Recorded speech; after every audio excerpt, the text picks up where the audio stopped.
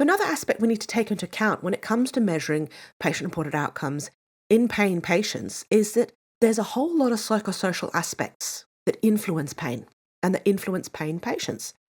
So there's a whole raft of psychosocial characteristics that place patients in higher risk of developing disabling chronic pain. So if you can identify that early on and add that to your care, whether you want to do that psychosocial aspect of it or not, because you could refer out and work with a really good psychologist on those psychosocial barriers to recovery as well. But it's very, very important that you're aware of these psychosocial factors that influence pain patients. And if they tick off quite highly on these fear avoidance beliefs, if they tick off quite highly on this, then it's very unlikely that they're going to recover unless that cognitive behavioral approach to those psychosocial barriers is also addressed.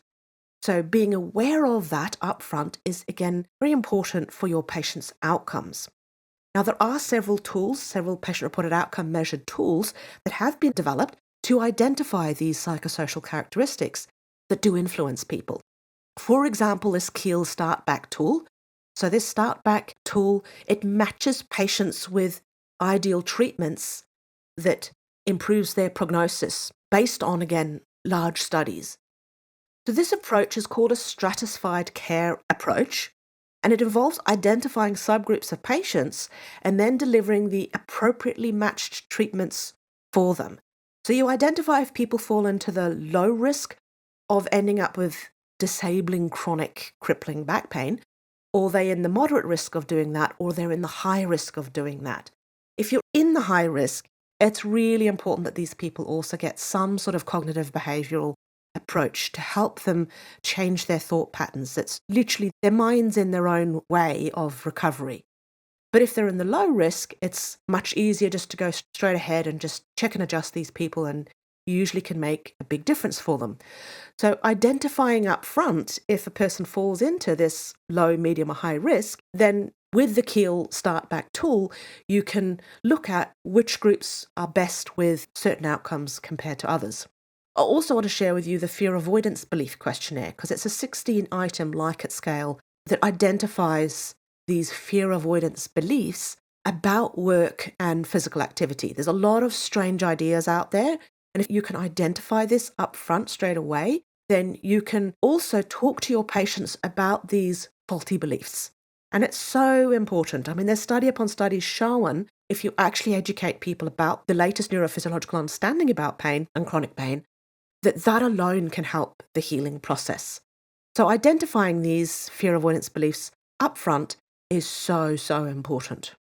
Interestingly, if you look at the literature on the use of these, only 6 out of 18 chiropractic US teaching institutions use these patient-reported outcome measures that are specifically designed to focus on those psychosocial influences. And this was published in 2021, so it's pretty sad that only 6 out of 18 schools in the US, chiropractic teaching institutions in the US, actually look at this aspect, because so much now is known about these psychosocial factors and how strongly they influence pain feelings and the ability to heal from chronic pain.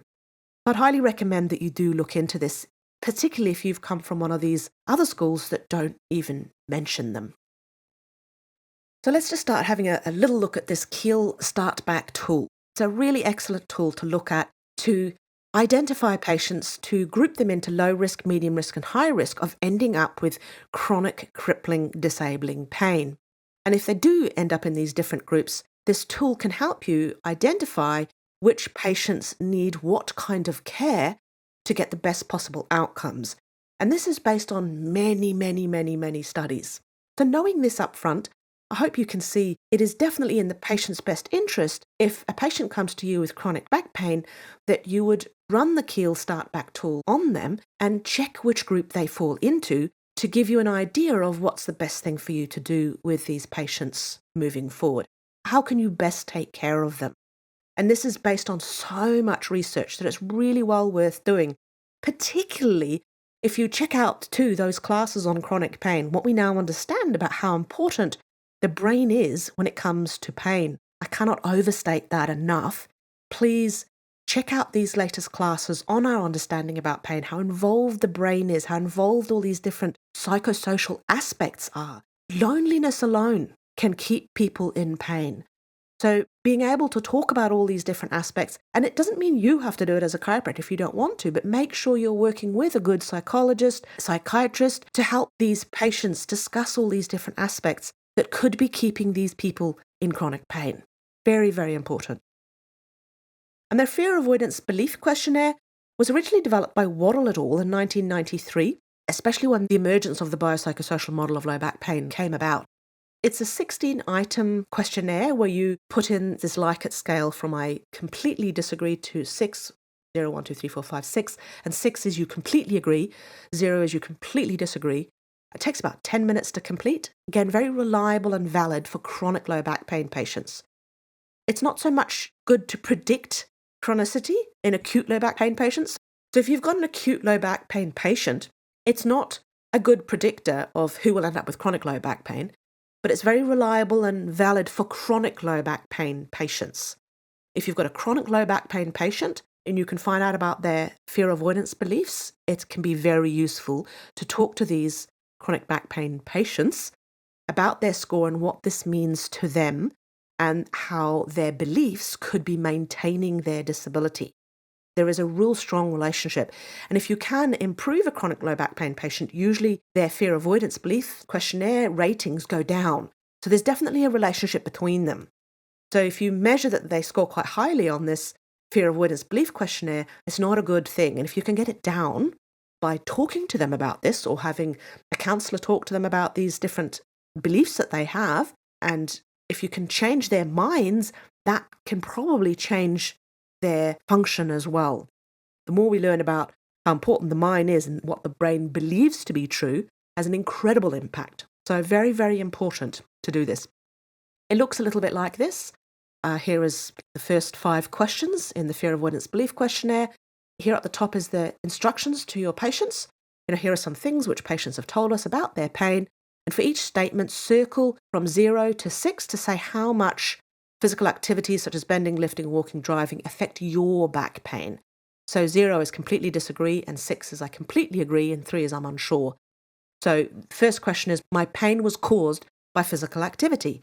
So they would then say, ideally, people would disagree with these statements because we know that physical activity is not usually the cause of pain. The higher they score, the more unhelpful fear beliefs these patients have. And it would be a really good idea if they score highly on these and on this lot, here's all the other ones, it'd be really good if you can get some help for these people to discuss this.